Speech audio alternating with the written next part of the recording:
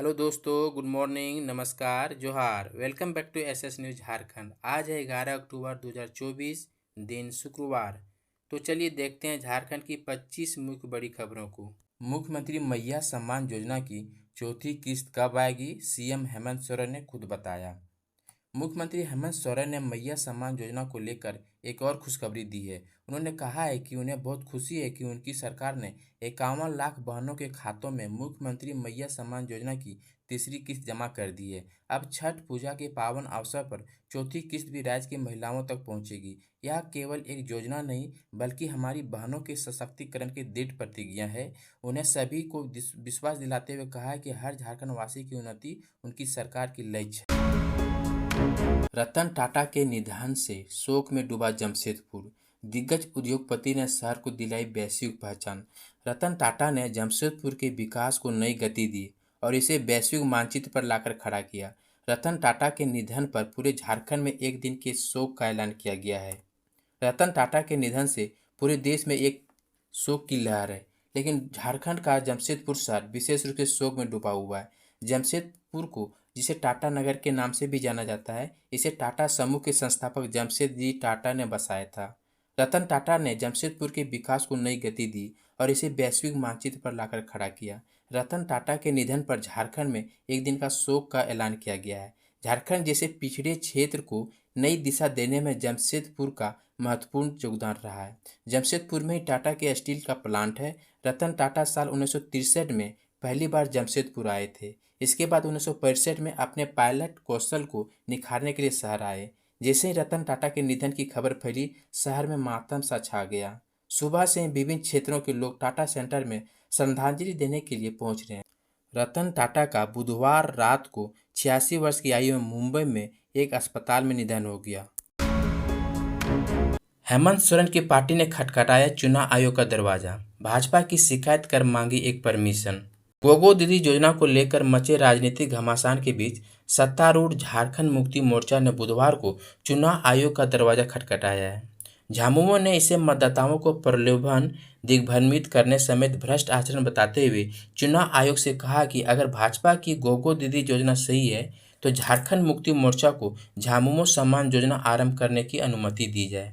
इसके तहत झामुमो राज्य की महिलाओं को 2500 रुपये यानी साल में 30,000 रुपये देगी। झामुमो महासचिव विनोद पांडे के नेतृत्व में प्रतिनिधि मंडल ने मुख्य निर्वाचन पदाधिकारी को बताया कि भारतीय जनता पार्टी की तरफ से आवेदकों को गोगो दीदी योजना के तहत पंजीकरण के लिए आमंत्रित किया जा रहा है। इसमें नाम, पता, मोबाइल नंबर, पंचायत, ब्लॉक, जिले का नाम आदि जैसे विवरण मांगे जा रहे हैं। इस योजना में हर महीने 11 तारीख को प्रत्येक महिला को 2100 रुपये और प्रति वर्ष 25,000 रुपये देने का वादा किया गया है। यह चुनावी हथकंडा है और जन प्रतिनिधित्व अधिनियम 1951 की धारा 123 के तहत परिभाषित भ्रष्ट आचरण की श्रेणी में आता है। पूजा करने जा रही थी 4 युवतियां, अनियंत्रित ट्रक ने रौंदा, एक की मौत, 3 गंभीर। रामगढ़ जिले से एक बेहद दुखद खबर सामने आ रही है। दुर्गा पूजा पंडाल जा रही एक महिला के साथ 3 बच्चियों को ट्रक ने अपने चपेट में ले लिया। मिली जानकारी के मुताबिक एक बच्ची की घटनास्थल पर ही मौत हो गई। गंभीर रूप से घायल 2 बच्चियों और एक महिला को रामगढ़ सदर अस्पताल में भर्ती कराया गया। तीनों की हालत गंभीर बताई जा रही है। इस घटना के बाद इलाके में मातम का माहौल है। विजयदशमी को रांची लौट सकते हैं मुख्यमंत्री। हेमंत सोरेन ने दिल्ली में खड़गे और राहुल से सीट शेयरिंग पर की बात। मुख्यमंत्री हेमंत सोरेन पत्नी कल्पना सोरेन और बच्चों के साथ बुधवार को दिल्ली गए। वह एक साथ 2 उद्देश्यों को लेकर दिल्ली गए हैं। दुर्गा पूजा के अवसर पर वह परिवार के साथ राजनीतिक व्यवस्था से अलग छुट्टी का आनंद लेंगे। दूसरी ओर मुख्यमंत्री दिल्ली में रहकर कांग्रेस के वरिष्ठ नेताओं से सीट शेयरिंग पर बातचीत करेंगे। मुख्यमंत्री दिल्ली में कांग्रेस के राष्ट्रीय अध्यक्ष मल्लिकार्जुन खड़गे और लोकसभा में नेता प्रतिपक्ष राहुल गांधी से मुलाकात भी की। इस मुलाकात में मुख्यमंत्री ने खड़गे व राहुल के साथ सीट शेयरिंग पर प्रारंभिक बातचीत की। प्रारंभिक बातचीत के बाद मुख्यमंत्री कांग्रेस के अन्य नेताओं से मिलकर सीट शेयरिंग को अंतिम रूप देंगे। जानकारी के अनुसार मुख्यमंत्री के 12 अक्टूबर को विजयदशमी के दिन दिल्ली से लौटने की संभावना है। अफसरों के जरिए बीजेपी कार्यकर्ताओं को डराने धमकाने का काम कर रही है सरकार, बाबूलाल मरांडी का आरोप। बीजेपी प्रदेश अध्यक्ष बाबूलाल मरांडी ने आज आरोप लगाया है कि राज्य सरकार अपने अफसरों के जरिए बीजेपी कार्यकर्ताओं को डराने धमकाने का प्रयास कर रही है। कहा कि झारखंड के माताओं बहनों के बीच गोगो दीदी योजना की स्वीकार्यता देखकर मुख्यमंत्री हेमंत सोरेन और उनकी पत्नी बौखलाहट में है। आरोप लगाया कि हेमंत गोगो दीदी योजना का दुष्प्रचार कर रहे हैं और सरकारी अधिकारियों के माध्यम से बीजेपी कार्यकर्ताओं को डराने धमकाने का प्रयास कर रहे हैं। लेकिन बीजेपी कार्यकर्ता हेमंत की गीदड़ भभकी से डरने वाली नहीं है। डाल्टनगंज में फिल्म स्टार रिमी सेन और टीवी स्टार रश्मि देसाई संग डांडिया में झूमे लोग। प्रथम महापौर अरुणा शंकर ने Palamu chamber of commerce and industries महिला विंग द्वारा आयोजित इंडिया नाइट 2024 का उद्घाटन किया। इसके साथ उन्होंने कहा कि डांडिया नवरात्र में किए जाने वाले पर्व का हिस्सा है। उन्होंने बताया यह देवी दुर्गा और महिषासुर के बीच हुई लड़ाई का प्रतीक है। डांडिया नृत्य के दौरान खेली जाने वाली डांडिया माँ दुर्गा की तलवार का प्रतीक माना गया है, जो बुराई का नाश करता है। प्रथम महापौर ने कहा, मेरे आमंत्रण पर आई मेरी मेहमान टीवी स्टार रश्मि देसाई और फिल्म स्टार रिमी सेन ने हमारे शहर की बहनों के साथ डांडिया खेल कार्यक्रम में चार चांद लगा दी। साथ ही कोलकाता से आई डीजे एवं डांडिया डांसर ने भी सभी को झूमने पर मजबूर कर दिया। महापौर ने कहा, आने वाले समय में महिलाओं की उत्सुकता को देखते हुए इस पर्व की और भी बड़ा रूप दिया जाएगा, जो पूरे झारखंड में ऐतिहासिक होगा। भाजपा अगर वापस जेल में भी डाल दे तब भी झारखंड के सीएम हेमंत सोरेन का बड़ा बयान, मोदी सरकार पर फूटा गुस्सा। मुख्यमंत्री हेमंत सोरेन ने गुरुवार को भाजपा और केंद्र सरकार पर करारा प्रहार किया। उन्होंने एक्स पोस्ट के माध्यम से निशाना साधते हुए कहा कि उन्हें एक फर्जी मामले में जेल में डाला गया क्योंकि वे उन्हें चुप कराना चाहते हैं। वे चाहते हैं कि हेमंत सोरेन अपने राज्य का हक मांगना छोड़ दे। भाजपा अगर उन्हें वापस भी जेल में डाल दे तब भी वह मरते दम तक संघर्ष करेंगे और झारखंड का हक मांगेंगे। हेमंत सोरेन ने कहा कि आज भाजपा ने झारखंड में केंद्र से लेकर राज्य तक अपनी पूरी ताकत लगा रखी है ताकि किसी तरह हेमंत सोरेन को रास्ते से हटा सके और फिर झारखंड वासियों का हक मार ले।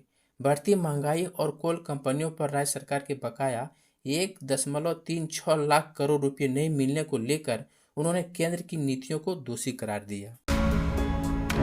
रतन टाटा को अमेरिका में हुआ था प्यार, लेकिन प्रेमिका ने भारत जाने से किया इनकार। रतन टाटा का बुधवार को निधन हो गया। उनके नहीं रहने की खबर सुन देश दुनिया के लोग भावुक हैं।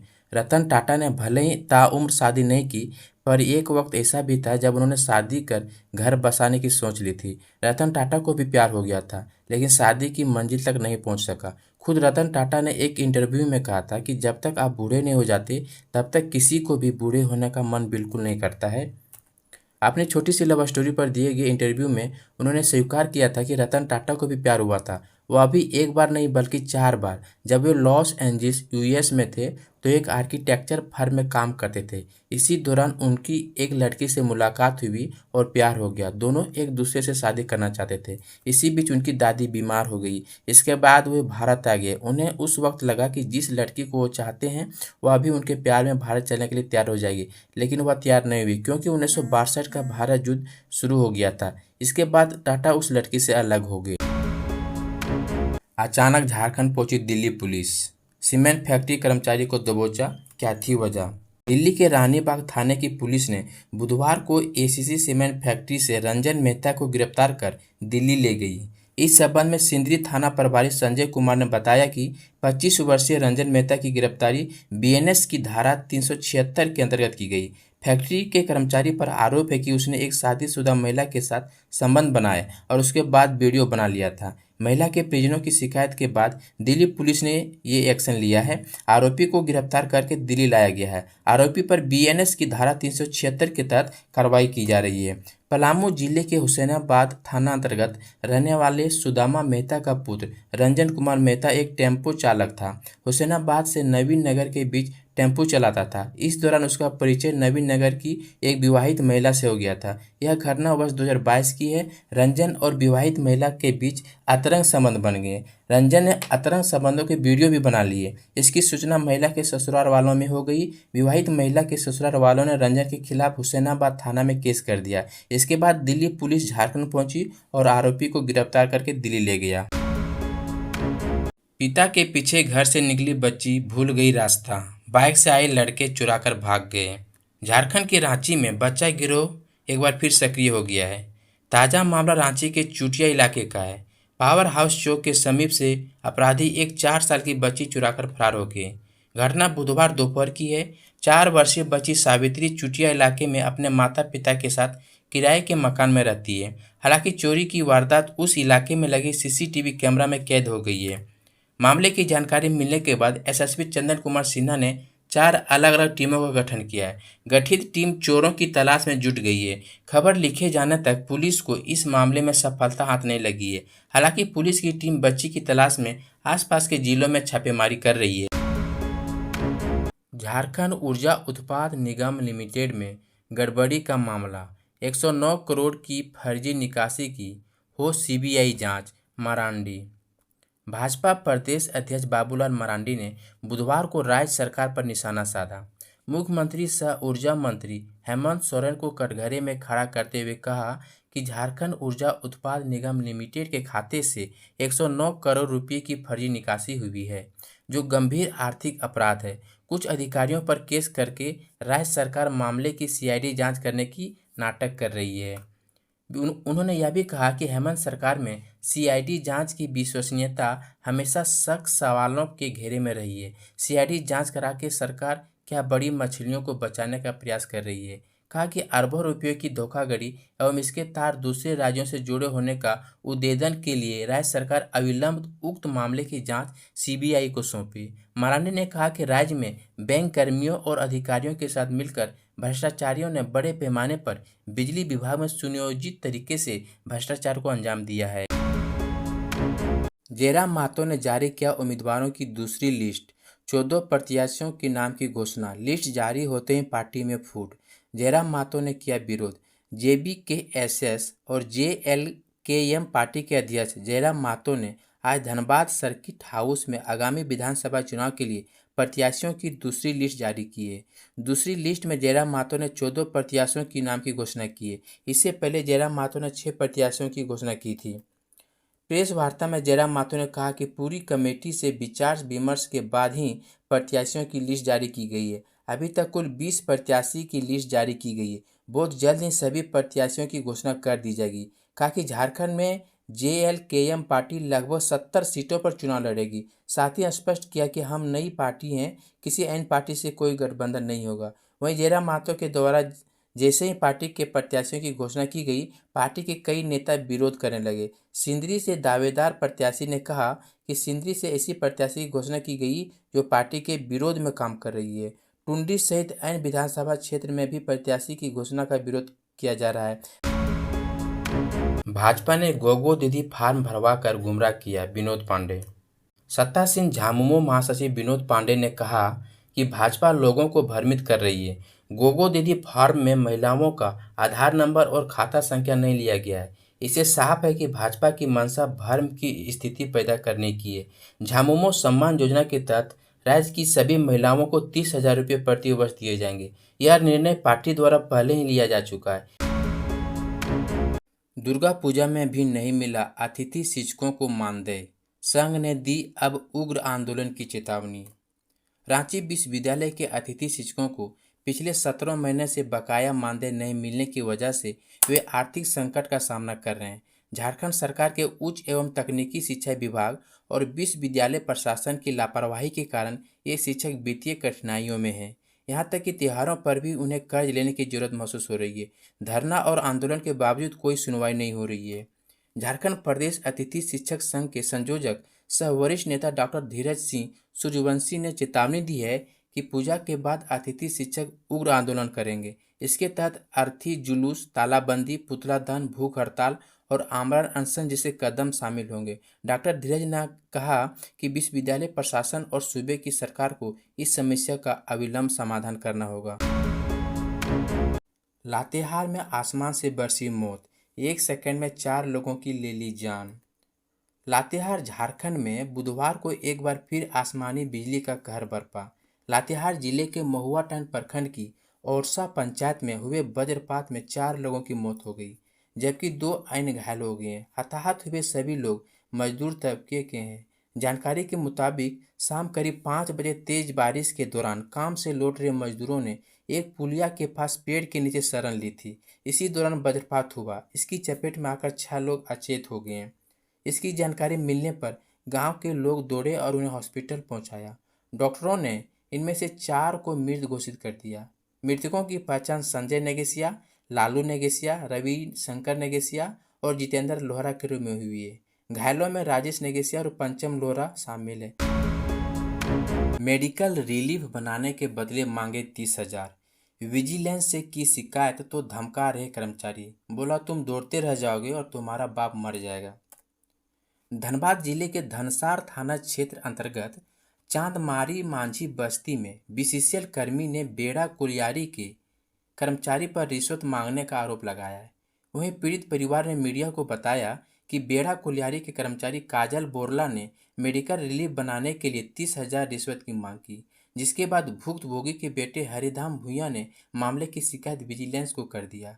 जिसके बाद बेड़ा कुलियारी के कर्मचारी ने भुक्तभोगी परिवार को धमकी दिया है, जिससे पीड़ित परिवार काफ़ी डरे और सहमे हुए हैं।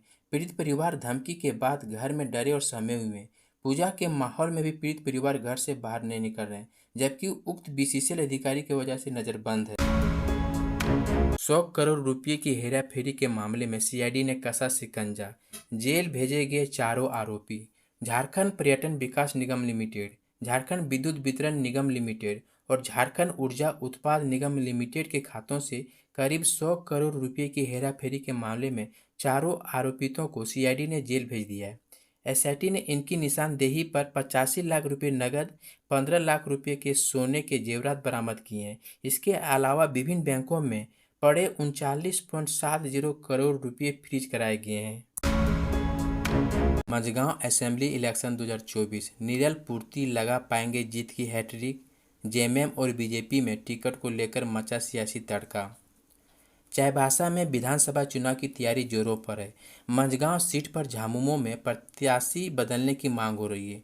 वर्तमान विधायक नीरल पूर्ति सीट सुरक्षित मान रहे हैं। भाजपा में भी उम्मीदवार को लेकर स्थिति साफ नहीं है।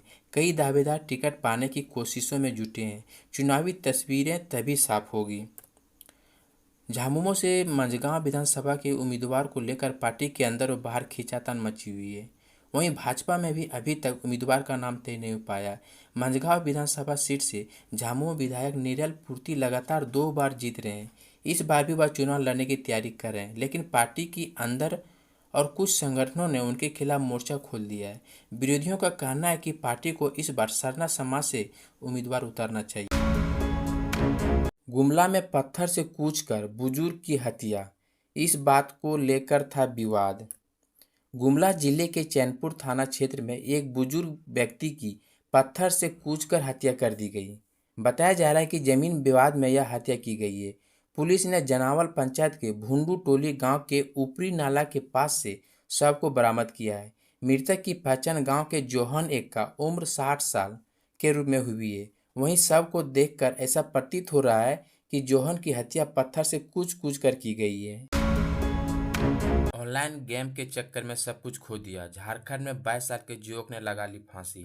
झारखंड के दुमका के कमाटाक गांव में ऑनलाइन गेम में रुपये हारने के बाद 22 साल के प्रहलाद दवे ने अपनी दुकान में फांसी लगाकर आत्महत्या कर ली। घटना मंगलवार देर शाम को बताई जा रही है। घटना के बाद स्थानीय लोगों ने बताया कि रामगढ़ थाना क्षेत्र के कमाटाक गांव में युवक रहता था। युवक शादीशुदा था और 1 साल पहले ही उसकी शादी हुई थी। वह घर पर ही मोबाइल रिचार्ज का दुकान खोल रखा था। उसके पिता दैनिक मजदूरी करने के लिए बाहर गया हुआ था। घर पर वह अपनी पत्नी व मां के साथ रहता था। पुलिस सूत्रों से पता चला है कि युवक को मोबाइल पर ऑनलाइन गेम खेलने की लत लग गई थी। वह गेम में हजारों रुपये हार चुका था।